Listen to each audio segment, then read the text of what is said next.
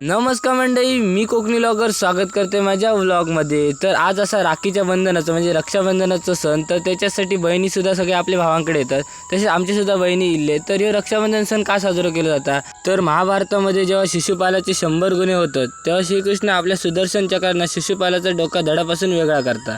तेव्हा त्या सुदर्शन चक्रना पुन्हा हातात येताना श्रीकृष्णाच्या हातात जखम होता आणि तीच जखम ना ती आपली द्रौपदी असतात ती बघतात. तर द्रौपदी त्याच्यानंतर आपल्या भरदरी साडीचं वस्त्र ना श्रीकृष्णांच्या हातात बांधतात आणि त्याच वेळी ना श्रीकृष्ण वचन देतात, कायम तुझी रक्षा करीन. जेव्हा द्रौपदीचं ना दुर्योधनाच्या दरबारात ना अपहरण होता आणि त्याच्यानंतर ना तिचं वस्त्रहरण केलं जातं, तेव्हा हे श्रीकृष्ण आपण ना त्या बहिणीची एक हाक दिल्यानंतर रक्षा करूसाठी येतात आणि तशीच रक्षा ते करतच सुद्धा. त्यामुळे रक्षाबंधन साजरं केलं जातं.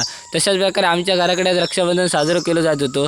पहिली पिढी होती ती आमच्या म्हणजे आजोबांची आणि त्यांच्या बहिणीने सगळे बांधून झाल्यानंतर ना आत्तेची वारी होती. तर सगळेजण आत्ते वगैरे सुद्धा आणि आत्तेचे 4 भाव असतात, तुम्ही बघू शकता. तर ते 4 भाव सगळे बसलेले आणि त्यांना रक्षाबंधन करू. सगळ्यांच्या चेहऱ्यावर आनंद होतो, कारण की बहीणसुद्धा इलेली. सगळ्याच बहिणींका योग भेटला नाही पप्पांच्या आणि सगळ्यांका.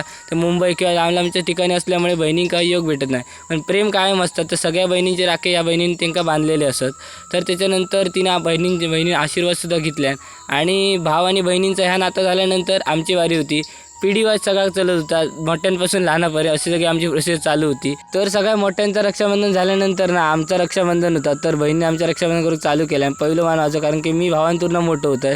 तर अशा प्रकारे सगळ्यांचं रक्षाबंधन करीत होती. ओवाळणी वगैरे सगळी आम्ही देऊचीच होती. तर त्याच्यानंतर ना आमच्या अजूनसुद्धा बहिणी असतात, तर त्यांचे राखीसुद्धा तिनंच बांधल्या आणि सगळेच बहिणी आहे काही येऊ शकणार नाही. तर अशा प्रकारे आमचा रक्षाबंधनचं झाला आणि त्याच्यानंतर ना पाया पडूची वेळ आजच असतं. बहीण आपली पाया वगैरे पडतात, तर बहिणीने पाया वगैरे सुद्धा पडून घेतल्या.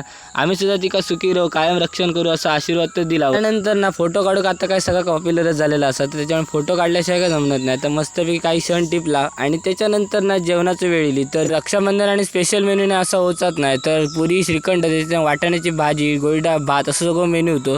तर पूर्ण कुटुंबांना एकत्र जेवण बसला. तर अशा प्रकारे आनंद घेतला. तर कसं वाटलं व्लॉग कमेंट करून नक्की सांगा. व्लॉग आवडलं तर लाईक शेअर सबस्क्राईब नक्की.